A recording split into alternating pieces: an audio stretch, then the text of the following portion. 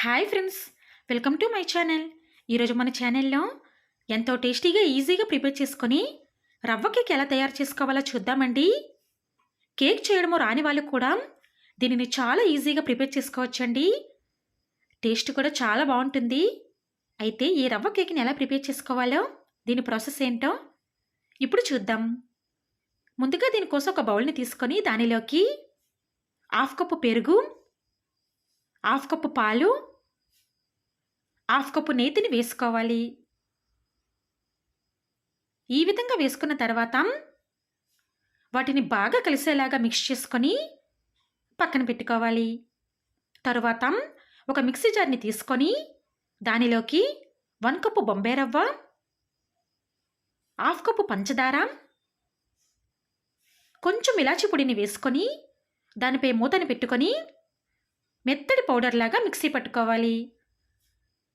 ఈ విధంగా మిక్సీ పట్టుకున్న పౌడర్ను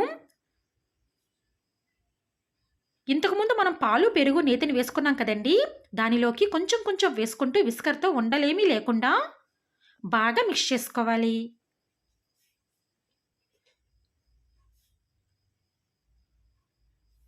ఇలా ఉండలేమీ లేకుండా బాగా మిక్స్ చేసుకోవాలండి. చూసారు కదా, బ్యాటర్ మనకి వీడియోలో చూపించిన విధంగా రెడీ అవుతుంది.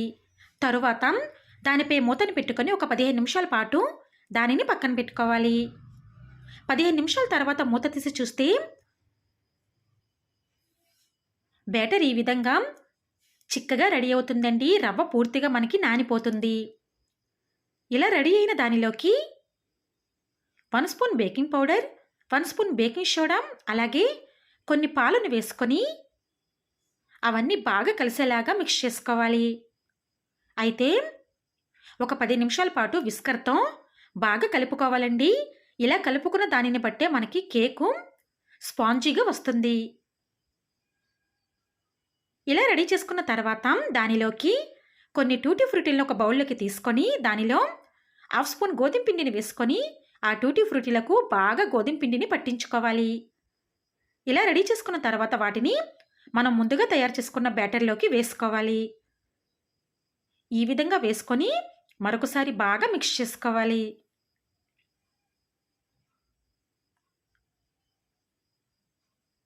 ఇలా బ్యాటర్ని ప్రిపేర్ చేసుకున్న తర్వాత కేక్ టిన్నును తీసుకొని దానికి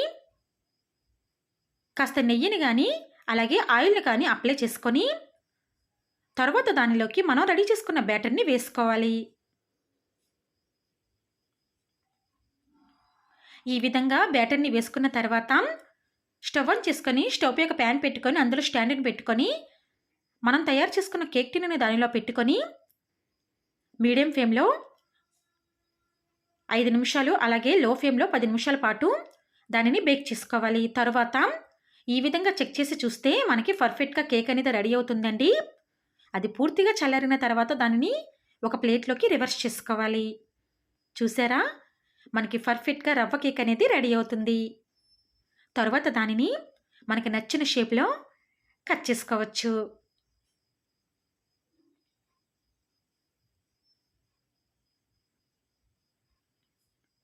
చూసారా అండి, ఎంత స్పాంజీగా మనం ఇంట్లోనే రవ్వ కేక్ని ప్రిపేర్ చేసుకోవచ్చండి.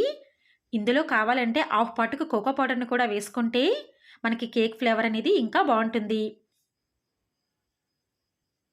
తప్పకుండా ఈ ప్రాసెస్లో మీరు కూడా ట్రై చేసి చూడండి. టేస్ట్ అయితే చాలా బాగుంటుందండి.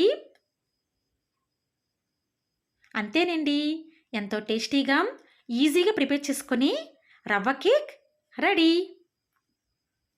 ఇంకెందుకు ఆలస్యం, మీరు కూడా ఈ ప్రాసెస్లో రవ్వ కేక్ని ప్రిపేర్ చేసుకొని టేస్ట్ చేయండి.